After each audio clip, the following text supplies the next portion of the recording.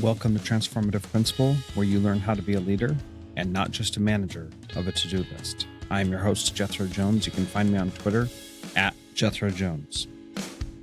Your to-do list is a hungry monster that is never satisfied. For the last year and a half, I've helped principals get awards, get promoted, and find the time to do the work that really matters. I recently opened a new mastermind slot. Schedule a call with me and let's overcome the stressed and isolated principal position together. Go to the show notes for this episode at transformativeprincipal.org and click Schedule a Call with Jethro. Welcome to Transformative Principal, episode 268. I'm excited to have Jason Glass on the podcast today, and I hope you enjoy it as well. He is the superintendent in Colorado, and I think that you're going to really enjoy this conversation.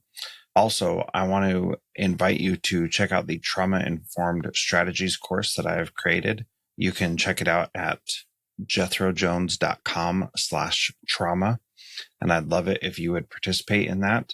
It's a 10-week course with lessons that are only 10 minutes long.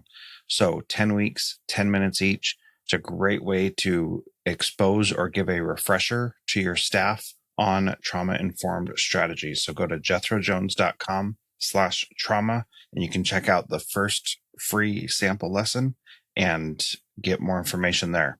Thanks so much.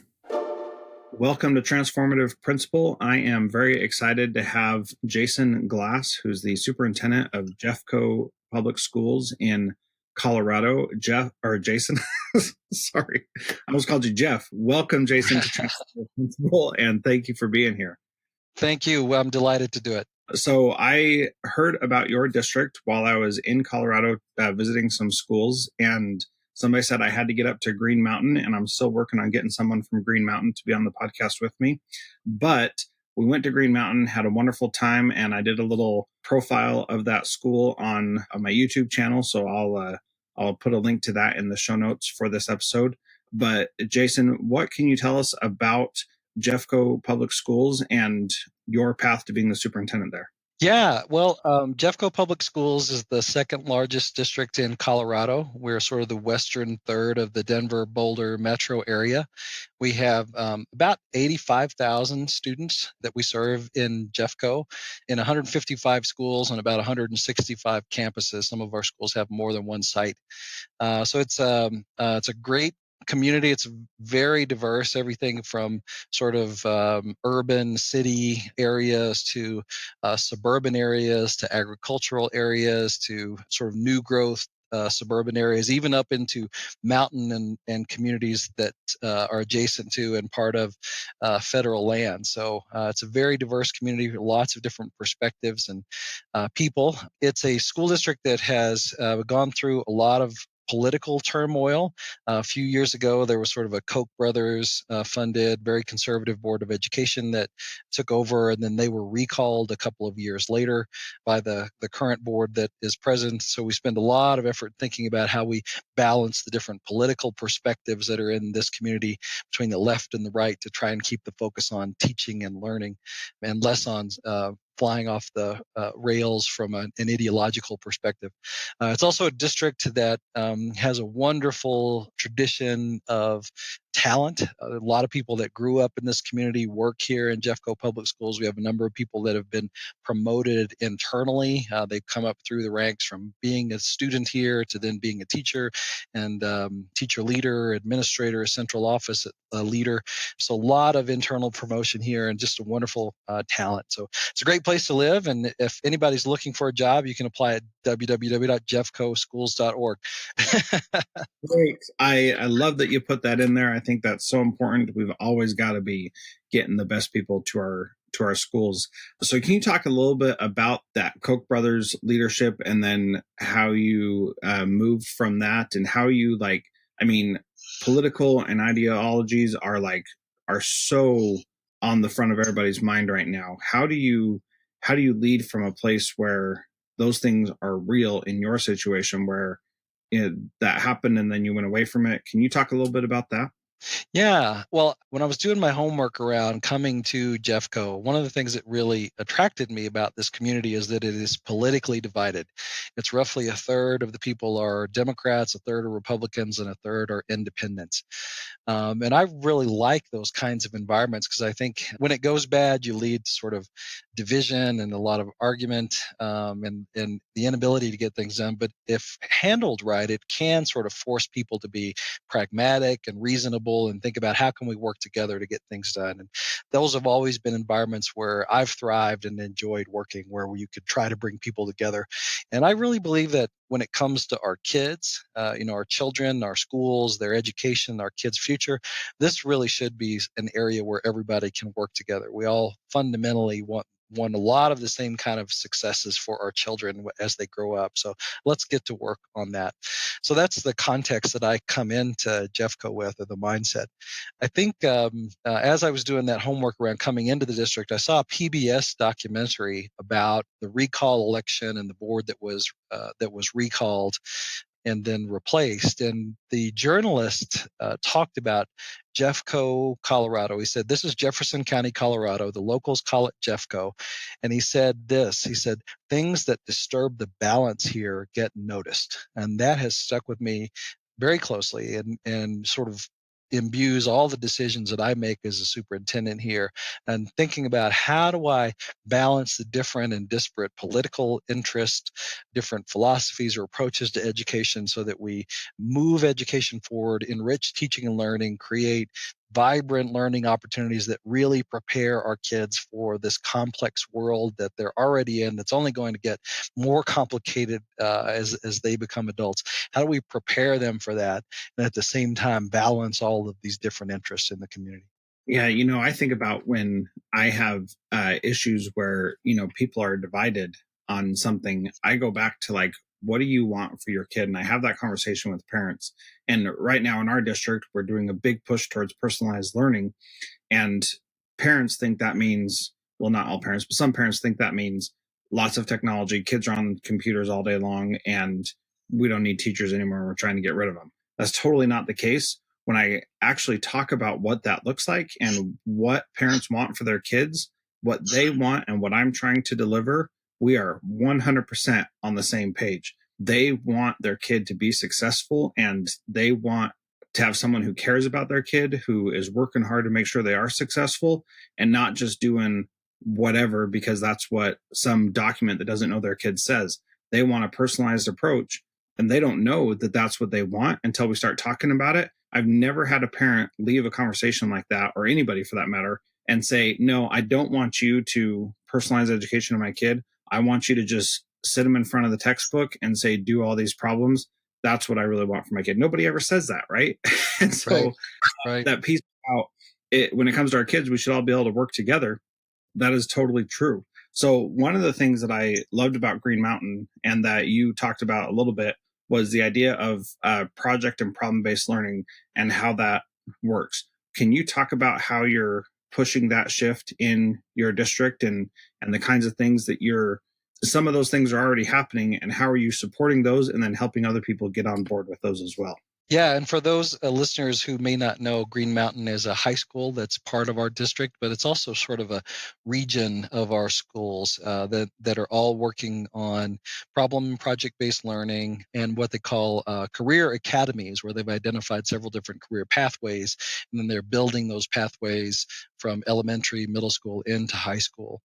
So that's a model that is having a lot of success, but it really that approach of helping students identify different pathways of areas that they're passionate or interested in that connect to good jobs and rewarding lives after school, and then changing the student experience. That's, I would say, our North Star and what we work most on across the district is change the student experience through changing the student task, TASK, student task and learning. So we ask what is the work that we're asking the student to do, and is that work complex? Does it require sustained problem solving? Is it authentic? Is it connected to the outside world? Does it require the student to demonstrate creativity, effective oral and written communication, critical creative thinking? Does it require them to engage with the community or engage on a larger scale? Does it ask them to adapt to shifting conditions or circumstances? Because those kinds of skills are the things that our kids need much more than just the facts. The facts matter. Maybe today they matter more than ever, but facts are really easy to acquire, and it becomes much more important. Can you trust the information and what are you doing with it? And that trend around information being really easy to acquire, especially with as the availability and access to information just becomes more ubiquitous. And then we also have artificial intelligence that is even doing analysis of this information for us and serving as a tool. What you do with that becomes all the more important. So when we think about changing the student task and changing the student experience, how we're doing that in Jeffco is through a major focus on problem and project-based learning and bringing that to scale across the entire organization. I have teachers that are in varying levels of implementation with that, but I want them all experimenting with it and taking some chances, thinking about how can I change the experience that this student is having so that I create some work for the student that's similar to the challenges and tasks that they're going to have to do when they leave our schools. Yeah, man, you said so much in there, Jason. That's a lot. So I want to try to like pick apart a few things with kids and with adults. There's people who are in different places. What are you doing to help those who are already doing it excel and go further in it? And what are you doing to help those who are very traditional and want to just teach how they've always taught? How are you helping them move forward? Well, I think we're faced with sort of three categories of practitioners in this. One is that group you talked about that has always taught this way, in sort of engaging authentic problem project-based approaches. But frankly, a lot of the teachers that we remember that we loved working with as students, though there was those kinds of teachers because they drew you in, they created an experience that was and a memory for you connected with that experience. So we have a lot of teachers in Jeffco and frankly across this country that are already doing this work. It's natural to them. They're really good at it. And for those folks, we just need to get out of their way. And in fact, more so than get out of their way, connect to them and elevate the work that they're doing, allow other people to see it, allow them to be influencers in the field through mentoring, through getting other people into their classroom, through professional learning opportunities at the school or within the team. How do I use that talent that's already present in the field and elevate that? So that's one group of our educators. I would say there's a second group that sees the changes that have already happened around the world and how those are accelerating, how Google and the forces of automation and the forces of globalization change the game in terms of life and work and even being a citizen. All these things are different in this new era, and that's only accelerating again. So they see those changes, and then they look at what we have been asking kids to do in school, and they see the disconnect. But then they say, I don't know how to do that. I don't know how to make this shift. And so I need some help. So for those folks, we have to provide lots of opportunities to learn, lots of examples of what it looks like, create some room and safety where they can take some risks and learn from that. So there's a lot of support that we have to put around those folks. And then I've got probably a third group of educators who I would say is a minority who are waiting to see if this is a fad that too is going to pass, which has been a pretty good strategy in education, really. But so we'll see.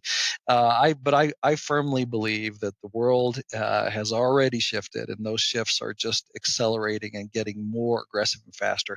And we have a moral obligation to change our instructional practices to prepare our kids for their future. So we're going to move as many folks in that direction as we can. It's an exciting thing to move toward. Yeah. So as you work with principals and leaders in your district, how do you talk about these groups and how do you motivate them and support them in making these changes? Because you're a great superintendent, but you can't do everything and it's not appropriate for you to try to do everything. So how do you inspire and motivate your leadership to be able to do these things as well? Well, I think I would say that this change that we're implementing here in Jeffco has been simultaneously the easiest and most difficult change I've ever led as a system leader. It is the easiest change to bring about in that we're not blaming anyone. We're not calling out anyone and saying you're dysfunctional or you're a problem. We're not denigrating any group. We're really saying that the world has shifted. Those shifts are incredibly exciting. This is an incredibly exciting time to be a learner, and let's embrace that and let's run with it and let's have some fun. So that's an easy thing to sort of get people engaged in. A lot of our educators, I think, would look at this reform agenda that we're trying to bring about in Jeffco Public Schools around authentic, meaningful, engaging student experiences, and they would say, this is exactly why I got into teaching or why I got into education, to create those kinds of moments and experiences with students. So from that perspective, it's an easy change to lead. It's also simultaneously really hard because this is not a technical change. Like I spent several years of my career working on a sort of strategic compensation or performance-based compensation approaches, which were all around how do you solve the technical problems around measurement and then allocation of dollars. They were issues that could be solved from a technical perspective. What we're asking folks to do with this shift is change hearts and minds. So it's a much deeper and more meaningful shift than other reform approaches that I think have come forward. So we look back and think about the history in the past couple of decades of American education reform. You'd have waves of reform around new standards, new tests, new accountability systems, new school choice models and frameworks, all of which have their place and arguably have done some good and some harm. But I would question, have they really changed what the student is experiencing on a day-to-day basis? And unless you change that, it's not really different. So this change that we're seeking to bring about in Jeffco is exciting because it goes to that really elemental level of changing what the student is experiencing. But it's also really hard because it's at that micro level. It has to do with the relationship and what that individual student is experiencing. And that is deep, intense work. Yeah, it sure is. I do a leadership summit each summer where I interview people about different things. And the one in 2017 was all about the school experience and how that thing that you said, that, changing the school experience through changing the student task and then applying that now down to the leaders that you're working with, it really is a much deeper and more meaningful approach, as you were saying. And how is that impacting the student's experience, and how is that impacting the adult experience? Those are important questions to ask, and you can't just ignore what their experience is. I think about my job as a school principal, and when my kids see me, do they see a stressed and frustrated principal, or do they see someone who is excited to be there and excited to see the kinds of things they're learning and working on? And those kinds of experiences are really important. And if you're not doing the work to make that happen, it's really, really challenging because it's tough work. And kids can see you and then think that person is totally fake and I'm not going to believe a word they say. And then you've totally lost at that point. And that applies to the leaders in the buildings as well. So I want to respect your time. And the last question that I ask everybody, Jason, is what is one thing that a principal could do this week to be a transformative leader like you? I think principals could support, encourage, and create the space for a teacher, or maybe more than one teacher in their building, to take a risk and create an authentic and meaningful experience for a student. And so, yeah, to do that, you have to take your foot off of accountability some and shift much more into support and creating an environment where that kind of leap can take place. So I would say work with a teacher, and wherever they are in their scope and sequence, their lesson, look at a lesson or experience that is coming up, and think about how you could transform the work that the students are doing so that they're getting to do something authentic, something meaningful, something that will create a lasting memory, and something that gives them the chance to practice all those complex and important skills that we talked about earlier. That's the most important thing any principal can do, and we've got to do it hundreds and thousands of times across this country and at scale if we're going to prepare our kids for their future. Yeah, very well said. Jason, how do people get in touch with you, learn more about you and from you? Well, I'm on Twitter at CO Jason Glass, like Colorado Jason Glass, so CO Jason Glass. Or I always love to get emails and correspond with folks. So I'm just at jason.glass, GLASS, at jeffco.k12.co.us. Okay, thank you so much for being part of Transformative Principal today. I really appreciate your time. Thanks, a great honor.